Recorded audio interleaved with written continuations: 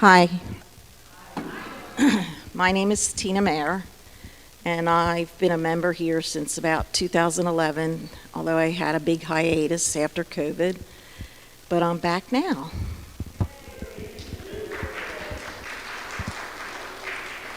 It's great to see everyone.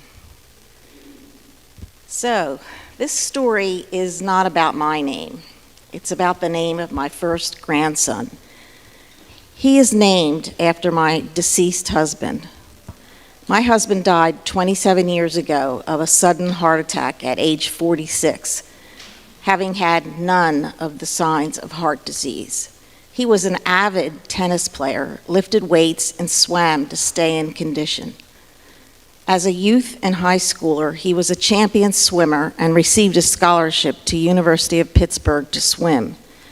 He did not accept that scholarship and instead went to West Virginia University. He graduated with one of the first degrees in computer science and took a job in New Jersey. He then transferred to UNIVAC in Bluebell, Pennsylvania. When I first met my husband, he was known as Bobby, although his first name was Robert. In his work situations, he was also known as Bob, but in most of his personal relationships, he went by Bobby. He was named after his father, but not a junior, as he had a different middle name. The name Robert is Germanic, from the name Herod, meaning glory, honor, or praise, and Bert, meaning bright, light, or shining. I was first introduced to him through a friend I had made at my first job out of college, teaching English at Pottstown High School. The woman he was dating at the time was the art teacher there.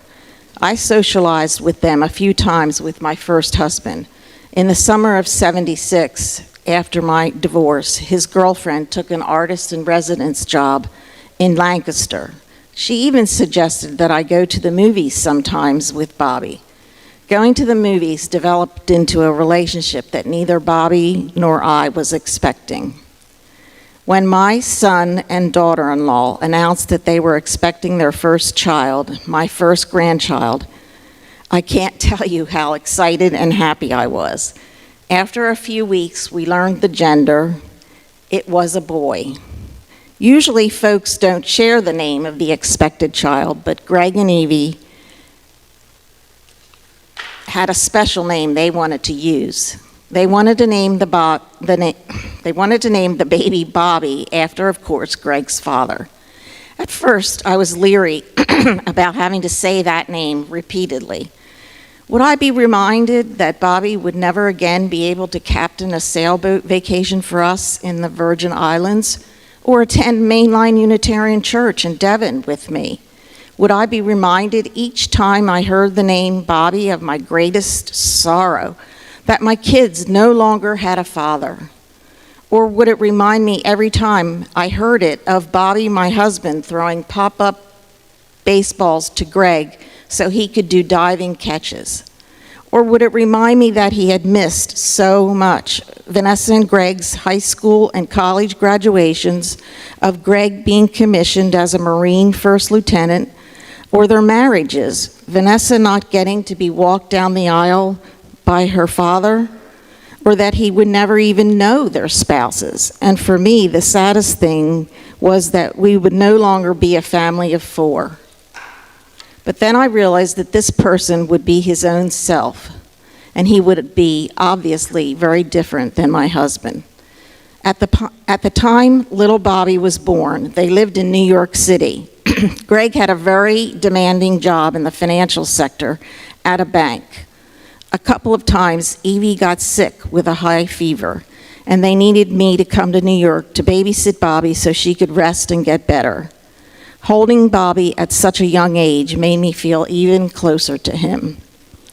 Bobby is now 8 years old and is a bright and honorable little boy who loves his brother and little sister. He loves all kinds of sports: soccer, lacrosse, tennis, basketball, and baseball. He is also extremely passionate about fishing. We limit the amount of time he gets to talk to Uncle Paul about fishing, Vanessa's husband, an avid fisherman himself, or he would totally monopolize Paul's time. He loves all kinds of active things like bike riding and golfing with his dad. I will always have a special place in my heart for Bobby, as he is my first grandchild and that he is named after my deceased husband. I love him and all my other 5 grandchildren very much. Thank you.